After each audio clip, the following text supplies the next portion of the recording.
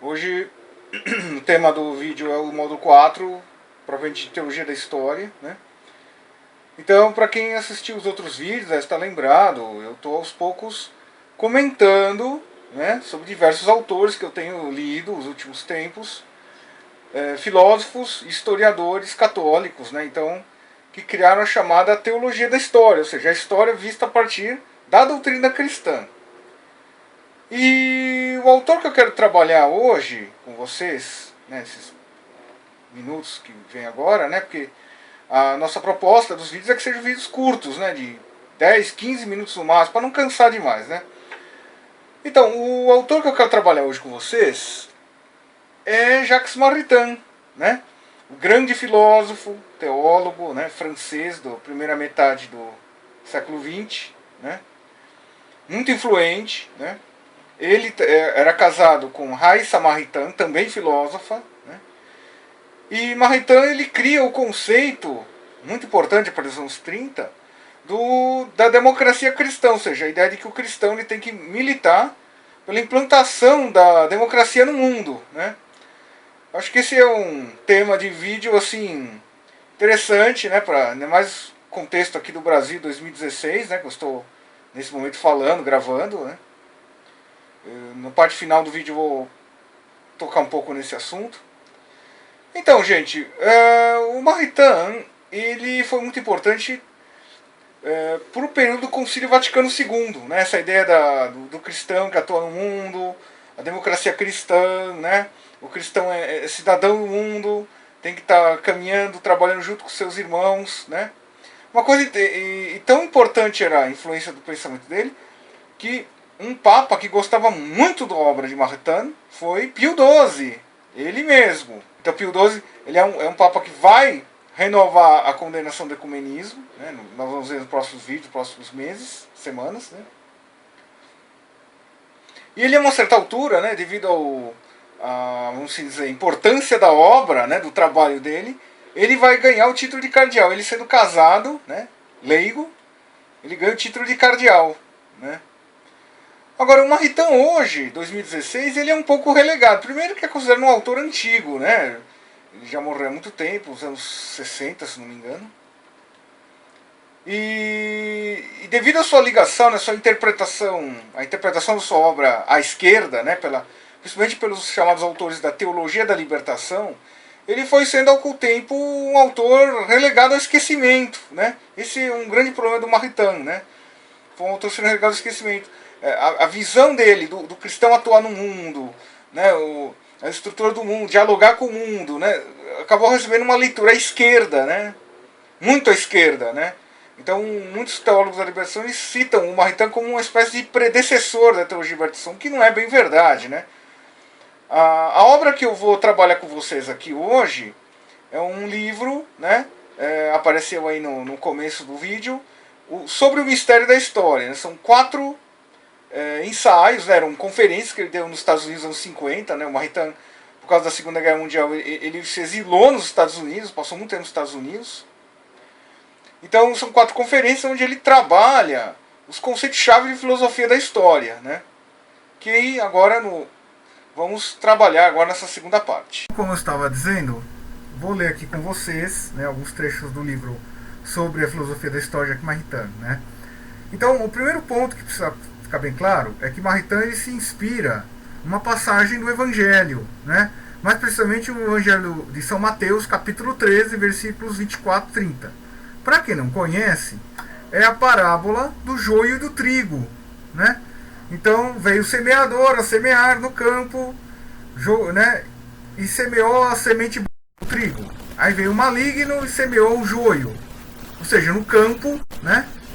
Que no caso é o mundo, crescem a semente boa e a semente ruim simultaneamente, né?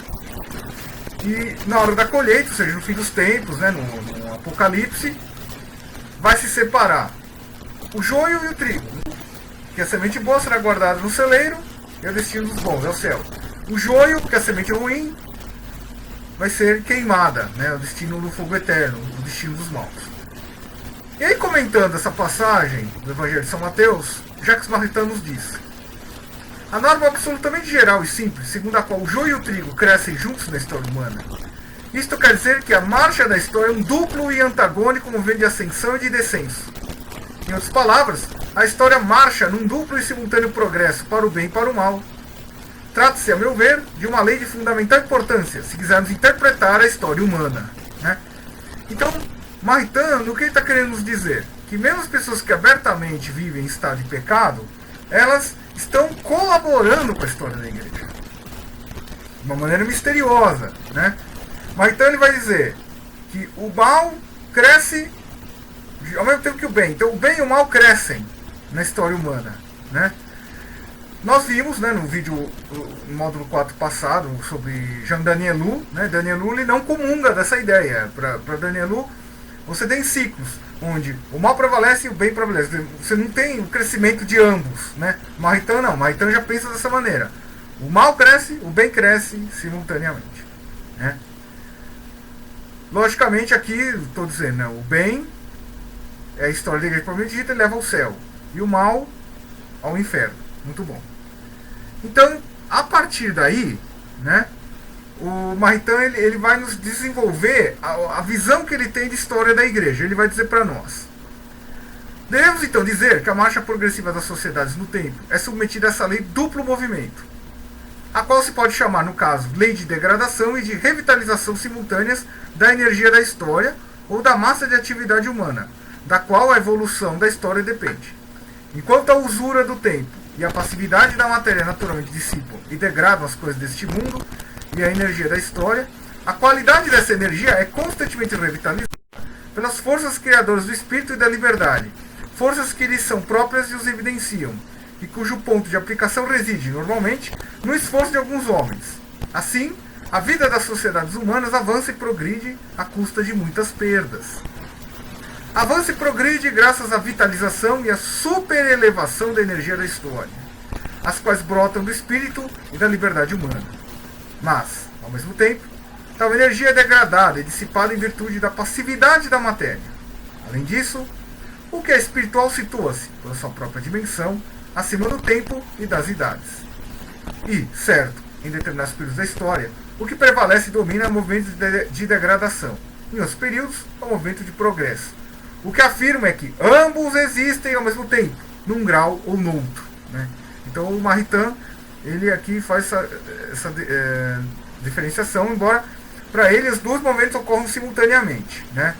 Como eu falei há pouco, os outros autores considerados teólogos da história não veem dessa maneira. Né? Ele vai tentar nos alertar sobre as falsas teologias da história. No caso, o marxismo. Né?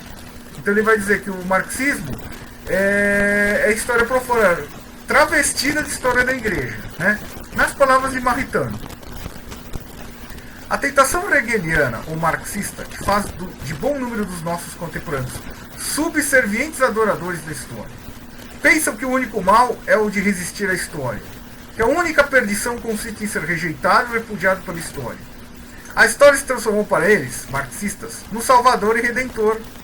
A primeira obrigação moral, desde então, é a de ficar em paz com a história, e ter eficácia histórica, e ser historicamente bem-sucedido. Quem não triunfa historicamente está condenado, e justamente condenado. Pecou contra a história. Alguém que, como já vimos, desempenha o seu papel na história, diverte-se com o espetáculo e ri-se desses adoradores. Os que tomam como primeiro princípio marchar com a história ou fazê-la marchar, e andar passo a passo com ela, desde logo se obrigam a colaborar com todos os agentes da história, eles, pois, os marxistas, envolvidos em perigosa promiscuidade. Né? Então o que acontece? Que o Maritain está polemizando com os marxistas ortodoxos, né? Usando uma linguagem religiosa, os marxistas de estrita observância. Né? Ele diz o seguinte, quer dizer, que para os marxistas, né, como o comunismo é a conclusão lógica da história humana, né? Quer dizer, essa é a verdade histórica, você não pode romper com ela. Quem criticar o marxismo está pecando contra a evolução histórica, usando de novo ideias, categorias teológicas. Né? Então aqui o Maritain ele coloca uma certa ironia, quer dizer, que para o marxista vale tudo para a evolução da história humana, né? Inclusive alianças espúrias, né? Com todo tipo de pessoas ou entidades, os que se envolveram em perigosa promiscuidade, usando o termo que ele usou, né? Ou seja, para fazer a história caminhar, vale tudo. Roubar, no caso, enganar, mentir e, né, nós vimos no caso dos regimes totalitários comunistas, né, ao longo do século XX, né, o extermínio, o assassinato. Né. Agora, o Maritain ele vai dizer para nós o quê? Diferentemente, o católico, a pessoa que vive em estado de graça, a pessoa que vive a religião cristã, ele é diferente. Ele vai dizer, de novo citando Maritain, palavras de Maritain, não somos cooperadores da história, somos cooperadores de Deus. Certo? Ausentar-se da história é procurar a morte. A atividade espiritual que está acima do tempo não cancela o tempo, antes o domina, do alto. É nosso dever atuar sobre a história, até o limite do nosso poder. Sim, mas antes de tudo, a serviço de Deus. E não há por que nos queixarmos ou nos sentirmos culpados, se a história trabalha contra nós. Não vencerá o nosso Deus, nem escapará a seus desígnios de misericórdia ou de justiça. O principal, do ponto de vista da existência na história, não é ter êxito. O sucesso nunca é durável.